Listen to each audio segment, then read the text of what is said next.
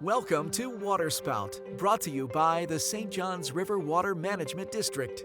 Waterspout offers a behind-the-scenes look at how we conduct our work, the research, the projects, our partnerships, and most important, how we serve the community by balancing the needs of water for the environment, businesses, and the people in the Sunshine State. Welcome to this episode of Waterspout. I'm your host, Tiffany Cowie, and today we're going to learn about how the district is reaching future scientists, engineers, and other water warriors. I'm joined by the district's Education and Outreach Coordinator, Laura LeBur, who oversees a number of these programs. Thank you so much, Laura, for joining us today. Thanks for having me, Tiffany. I'm really excited to be here. I am excited you're here too. So first, I would say I think you have one of the most fun jobs here at the district as the Outreach Coordinator. So tell us a little about your past, maybe about especially the science part of it, and why you wanted to work here. Yeah, so I come from a science background. I have a master's in marine systems and policy. I'm born and raised in Florida, actually within the boundaries of the district. So I've sort of gone away and come back home to be a part of the watershed again. I do have a fun job. I really love the education and outreach component. I love speaking with people. I love seeing that little spark when things start to click into place for them and they start to put together things that they might not have thought about ever in the past. And I would think that most people think I do have a really fun job.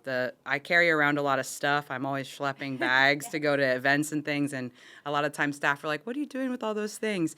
But it's a part of my outreach kit. I need to have different tools to, showcase the work that we do. And there is a lot of work that we do. So I thought we might talk a little bit about some of that work. So specifically about how you're reaching out to some of the younger students, K-5. So we have some great website tools and resources available. Can you share a little bit about that? Yeah, I'm happy to. So if you're a K through 5 teacher, make sure you're checking out our website. Under educational resources, we have the Great Water Odyssey, which was a huge effort to launch that. It talks about the water cycle. It has a lot of tools on there, like coloring sheets and activities to support when we're learning. Sort of in that 3 through 5 really is where we pick up on water cycle activities, but it's never too early to start talking about water, in my opinion. And so we have the coloring pages that are educational. We have couple different activities like build your own edible aquifer that's a little bit fun, and you can use ice cream to talk about the aquifer and the different levels of Florida's geology. There's some video components to those as well to kind of how to do these activities to kind of guide the teachers. And like I said, Great Water Odyssey, it's a huge tool. There's a lot to it. We have the entire manual on there, so it's downloadable as a PDF. And we also have just some of the smaller activities outlined separately if you're just looking for like 1 or 2 items. And everything is downloadable, including the coloring sheets, so teachers can use it where it fits within their lesson plans. Totally. And we looked at the Florida standards, right? So these really comply with what they're supposed to be teaching in the classroom. The Great Water Odyssey it was put together a couple years ago. Some of the standards are still the same, so it's definitely applicable.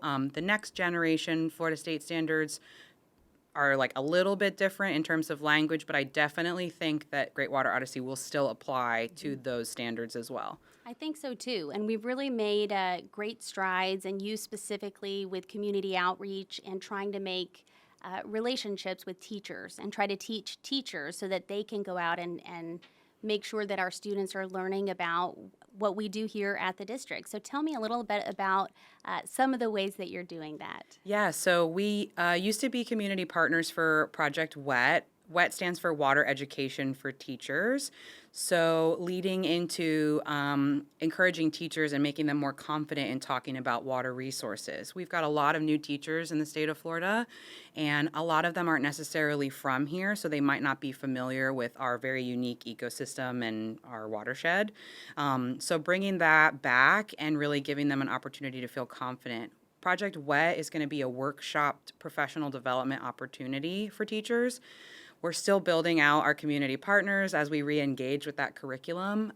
So make sure, like if you are interested, you're checking out our website and keeping up with us on that because we're going to start releasing more workshop opportunities. We have a lot on our website, and we continue to refer to that. Also on our website is a form if you want to apply for the Blue School Grant. Do you want to share a little bit about that? Yeah, we have one of my biggest jobs, I would say, is being the grant manager for the Blue School Grant. It's $20,000 that we have given every year since 2016 to 6th through 12th grade teachers. It's not just for science teachers, it's for anybody who does a water resource related project. A teacher can apply for up to $2,000 per school. If there's multiple teachers applying for the grant from the same school, they have to share that $2,000. But if just one teacher applies, then they can ask for up to $2,000 for their project. And like I said, that can be water resources, estuary resources. They can go on field trips. We can pay for school busing. We can pay for any sort of like tool if they're asking for books or those sort of items to showcase our water resources here in Florida. It's a great program. We want to give that money to teachers, and if you're interested, definitely check out the webpage. There's a bunch of information on how to apply, a really great application overview that walks you through what we're looking for in a good application, and you're welcome to reach out to me with an email too and ask me for help. I'm happy to help.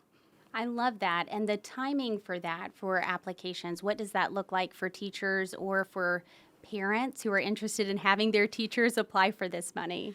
Yeah, we sort of aligned it with a couple of the counties in the district started teaching their water resource stuff or their water learning in the spring.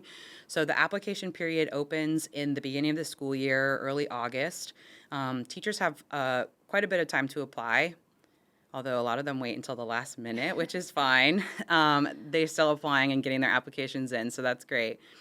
But we close that in September. We deliberate. We have a committee of staff that is going to be different every year who votes on the projects that they think are the best use of the money. And then we give the awards out in like October, November. And what does that look like? Maybe a quick example of what one of those projects might look like. Yeah, so right now, this year, we've got 14 awards that were given out. A lot of them this year are field trips. So bringing their students out to the resources, to the St. Johns River, to different like field trip opportunities, whether it's kayaking in one of the rivers of the lagoon or talking about water quality in different areas. So a lot of field trips this year, which I think is really great, getting the kids outside of the classroom and encouraging that really hands-on learning. I think so too. Well, we'll be right back after this break to pick up this great conversation with Laura LeBur. The St. Johns River Water Management District is committed to preserving and protecting Florida's water resources for generations to come. From improving water use efficiency and reclaiming water for reuse to managing water resources in times of wet and dry periods, the St. Johns River Water Management District is taking action on conserving Florida's precious waters. To learn more, visit SJRWMD.com. Welcome back to Waterspout. I'm joined today by Laura LeBur, Education and Outreach Coordinator for the district, and we're delving into the programs the district has developed to reach the future generation of water users in Florida. Laura, thanks again for coming to join us. Thank you. So let's talk about a big portion of what outreach is, and that for the district is going out to events and really interacting with the community. Tell us what that looks like. Yeah, so that's probably my favorite part of my job is talking with the people who live in the district or interact with our resources, whether it's the St. John's or the lagoon. A lot of people don't realize sometimes that they're in the St. John's River Water Management District, so giving them a sense of place and really giving them the opportunity to connect with that. I love just to talk to people about especially water conservation, like can we implement these things at home to protect our water, and just educating them that water is a resource that's really important and it's not always going to be there if we don't steward it. No, definitely not. So think about those residents who may be new to Florida or for people who are just becoming interested in the topic. What are some of the bigger events that go on that they wouldn't want to miss, but maybe they don't know about? So a couple of our big ones, we have Manatee Fest which is at Blue Spring State Park. It's one of my favorite events to go to during the year because there's usually, if the weather's right, a lot of manatees in the spring. And it's an awesome opportunity to talk about the aquifer because it's right there coming up in the spring shed. That one is usually in the spring, early spring. We also have Springs Fest, which is at Silver Spring State Park. That one is really fun. Again, we're at one of the springs at the resource getting to talk about water and water conservation and water supply. A couple of my other ones that are really, really fun. We have Lagoon Fest down in Indian River County, which is at the southern end of our district and where the river starts. A lot of people don't realize that that's where the St. Johns River headwaters are. So connecting them with that and talking about the Indian River Lagoon in conjunction, I really think that one's a fun one. That's pretty much the big ones that we go to. And we have others. We're at events all the time. I encourage staff to join me at those events, and I really love it when they can be there and help me and educate others. But yeah, those are the three biggest ones that I would say we go to. So you talk to a lot of people when you're at these events, and you're talking to children, you're talking to parents, and you're talking to just residents in general. What are some of the most frequently asked questions that you get? I think a lot of people are asking who we are and just reframing that we're 18 county service area. If you live between Nassau County and Indian River County, chances are good that you're in our district. I get a lot of questions on what we can do at home to save water, like what kind of action can we take?